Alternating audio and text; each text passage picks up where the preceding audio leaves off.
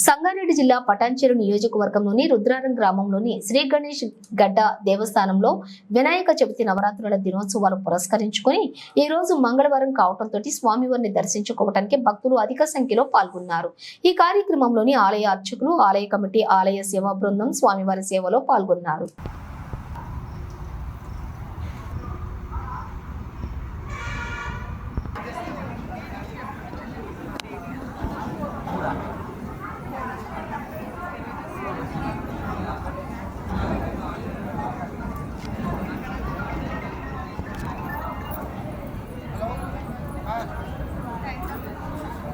ఎడికోతే ఉందా అంటే నాకు అర్థం కాదు.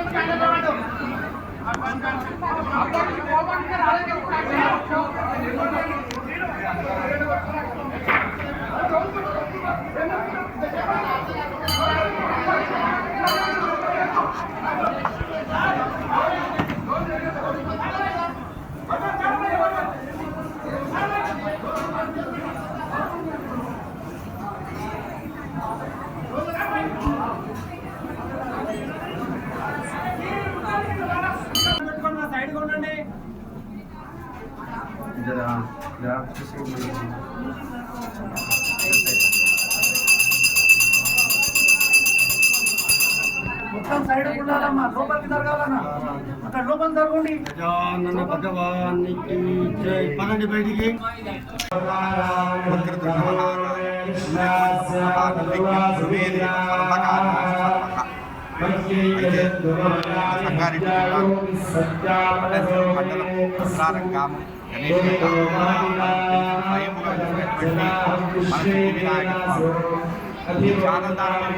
ఉన్నారు.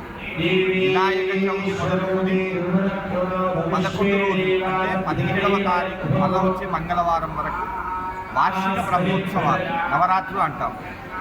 అయితే ప్రతి ఆలయంలో కూడా వార్షిక బ్రహ్మోత్సవాలు జరుగుతాయి. కానీ అక్కడ మనం ప్రతిష్ఠించినటువంటి పూర్తి జరుగుతూ ఉంటాయి. కానీ ఇక్కడ అలా కాదు, స్వయంగా వెలిసినటువంటి వినాయక స్వామి ఈ వార్షిక బ్రహ్మోత్సవాలు ఆయన వినాయక చవితి మొదలుకొని 17వ తారీఖు ఈ సంవత్సరం 17వ తారీఖు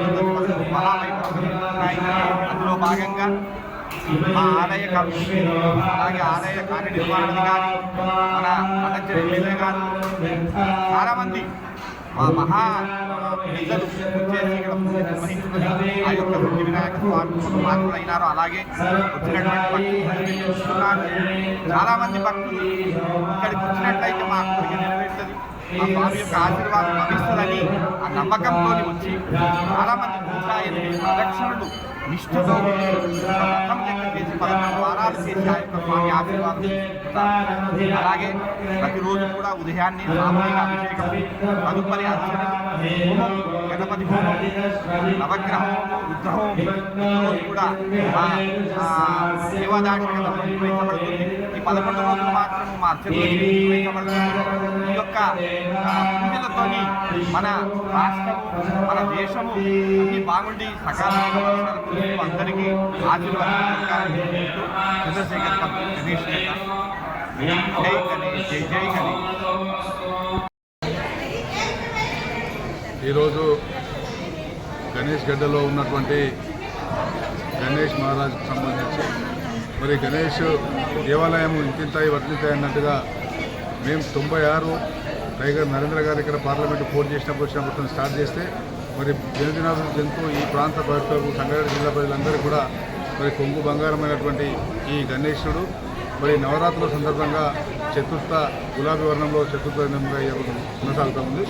మరి భక్తులందరికీ కూడా ఆయురారోగ్యాలు, అష్టైశ్వర్యాలు కలిగే విధంగా ఆ గణేష్ మహారాజు ఆశీస్సులు ఉండాలని చెప్పి కోరుతూ మరి వర్షాలు సమృద్ధిగా కురిసిన కారణంగా అకాల వర్షాలు పడకుండా పంటలు బాగా వండి రైతులు, విద్యార్థులు, మహిళలు అందరూ కూడా ఆరోగ్యంగా ఉండే విధంగా మరి ఆశీస్సులు ఉండాలని చెప్పి గణేశుని ప్రార్థించడం జరుగుతున్నది. ముఖ్యంగా ఈ సంగారెడ్డి జిల్లా ప్రజలందరి మీద కూడా ఆశీస్సులు ఉండాలని చెప్పి గణేష్ మహారాజును వేడుకోవడం జరిగింది.